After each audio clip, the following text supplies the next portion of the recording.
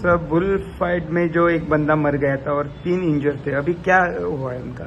देखिए, हम लोगों को मॉर्निंग में हॉस्पिटल से कॉल आया था कि एक बंदा इंजर्ड है और ट्रीटमेंट के दौरान उसकी मौत हो गई। जब उसके फर्दर इंक्वायरी की गई तो पता चला कि एक बुल फाइट होने वाली थी, जिसके वजह से ये इंसिडेंट हुआ।